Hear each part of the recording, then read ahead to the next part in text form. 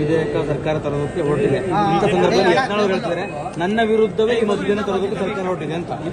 ನನ್ನ ಲೋಗ ಅಂತ ಬೇಕಲ್ಲ ನೋಡಿ, ಯಾರಿಗೂ ಟಾರ್ಗೆಟ್ ಮಾಡೋದು ಅವಶ್ಯಕತೆ ಇಲ್ಲ. ನಿಯಮಗಳಿದ್ದಾವೆ, ಕಾನೂನು, ಸಂವಿಧಾನ ಏನು ಹೇಳುತ್ತೆ ಆ ಥರ ನಡಿಬೇಕಾಗುತ್ತೆ.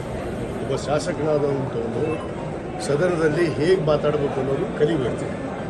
ಬಾಯಿ ಇದೆ ಅಂತಂದರೆ ಎತ್ತಾಗಾದ್ರೂ ಬಿಟ್ಟರೆ ಅದಕ್ಕೇನಂತಾರೆ, ಅದಕ್ಕೆ ಅರ್ಥ ಇರೋದಿಲ್ಲ.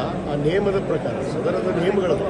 ಆ ಕಾನೂನಿನ ಅಡಿಯಲ್ಲಿ ಎಲ್ಲರೂ ಕೂಡ, ನಾನಾಗಲಿ ಯಾರೇ ಆಗಲಿ, ನಾನು ಯಾವ ವ್ಯಕ್ತಿ ಹೆಸರು ಹೇಳಕ್ಕೆ ಹೋಗೋದಿಲ್ಲ. ಯಾರ್ಯಾರವರು ಬಾಯಿಯನ್ನು ಹರಿಬಿಡ್ತಾರೋ ಅವರು ಬಾಯಿ ಮುಚ್ಚುವಂಥ ಕೆಲಸ, ಅದಕ್ಕೆ ಸಂವಿಧಾನ ಇರೋದು ನಮ್ಮ ಭಾರತ ದೇಶದ್ದು. ಡಾಕ್ಟರ್ ಬಾಬಾ ಸಾಹೇಬ್ ಅಂಬೇಡ್ಕರ್ ಅವರು ಕೊಟ್ಟುವಂಥ ಪವಿತ್ರವಾದ ಸಂವಿಧಾನ ಇದೆ ಮತ್ತು ಸದನದ ಕಾನೂನು ಕೂಡ ಇದೆ. ಆ ಕಾನೂನಂತ ನಡೆಯುವಂಥ ಕರ್ತವ್ಯ ಆಗಬೇಕು. ಜನ ಪ್ರತಿನಿಧಿಗಳು ನಾವು, ನಮ್ಮ ಜನ ನೋಡ್ತಾ ಇರ್ತಾರೆ ನಾವು ಏನು ಮಾತಾಡ್ತಾ ಇದ್ದೀವಿ, ಯಾವ ರೀತಿ ನಮ್ಮ ಬಾಯನ್ನು ಹರಿಬಿಡ್ತೀವಿ ಅನ್ನೋದು ಸರಿಯಲ್ಲ. ಯಾರಿಗೇ ಆಗಲಿ, ನನಗಾಗಲಿ ಅವ್ರಿಗೆ ಆಗಲಿ ಸರಿಯಲ್ಲ, ಅದು ತಪ್ಪು.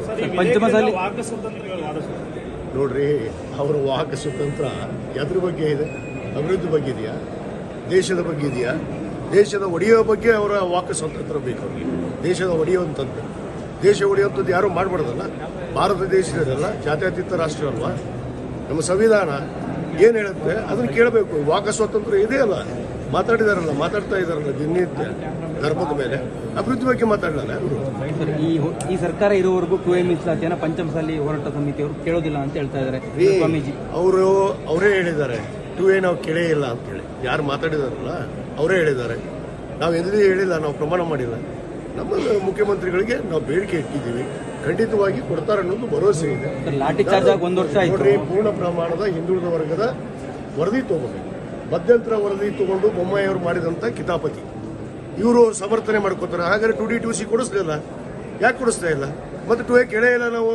ಅವ್ರು ವಿಜಯಾನಂದ ಕಾಶ್ಯಪ್ನವ್ರು ಕೇಳಿದ, ಲಕ್ಷ್ಮೀ ಹೆಬ್ಬಾಳ್ಕರ್ ಕೇಳಿದ್ರು ಅಂತಂದ್ರೆ ನಾವಿಬ್ಬರೇ ಕೇಳಿದ್ದೀವಲ್ಲ, ನಾವು ಕೊಡಿಸ್ತೀವಿ. ನಮ್ಗೆ ಗೊತ್ತಿದೆ, ನಮ್ಮ ಸರ್ಕಾರ ಇದೆ, ನಮ್ಮ ಮುಖ್ಯಮಂತ್ರಿಗಳಿದ್ದಾರೆ, ನಮಗೆ ವಿಶ್ವಾಸ ಇದೆ. ಪೂರ್ಣ ಪ್ರಮಾಣದ ಹಿಂದುಳಿದ ವರ್ಗದ ವರದಿಯನ್ನು ತಗೊಂಡು ಇನ್ನೂ 12 ಜಿಲ್ಲೆ ಸರ್ವೆ ಆಗಬೇಕು. ಸರ್ವೆ ಆದಮೇಲೆ ಅದು ಮುಂದಿನ ಕತೆ.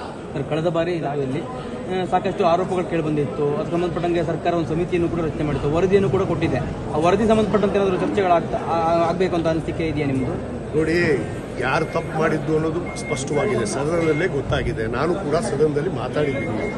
ಯಾರು RSS ಪುರಾರಿಗಳನ್ನು ಬಿಟ್ಟು ಕಲ್ಲು ಹೊಡಿಸಿ ನಮ್ಮ ಜನಾಂಗನ, ಪಾಪ ಅಮಾಯಕರನ್ನ, ರೈತರನ್ನ ಹೊಡೆಸಿದವರು ಇವರೇ, ನಾವಲ್ಲ.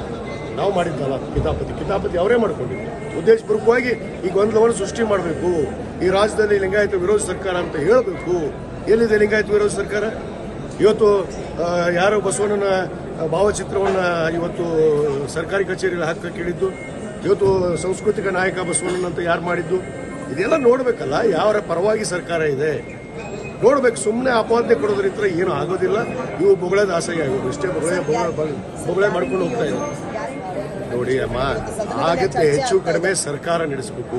ಸರ್ಕಾರ ಆರ್ಥಿಕ ಪರಿಸ್ಥಿತಿಯನ್ನು ನೋಡಿಕೊಂಡು ನಾವು ಮಾಡ್ತಾ ಇದ್ದೀವಿ. ಕಳೆದ 2.5 ವರ್ಷದಿಂದ ಕೊಟ್ಟಿಲ್ವಾ? 1 ತಿಂಗಳು ಹೆಚ್ಚಿಗೆ, 2 ತಿಂಗಳು ಹೆಚ್ಚಿಗೆ ಆದರೆ ಕಡಿಮೆ ಆದರೆ ಏನು ಫರಕ್ ಬೀಳೋದಿದೆ? ನಾವು ಮುಟ್ಟಿಸ್ತೀವಿ ಅಂತ ಹೇಳಿದ್ವಿ, ಅದನ್ನು ಮಾಡ್ತಾ ಇದ್ದೀವಿ, ನುಡಿದಂತೆ ನಡೀತಾ ಇದ್ದೀವಿ. Okay sir, thank you.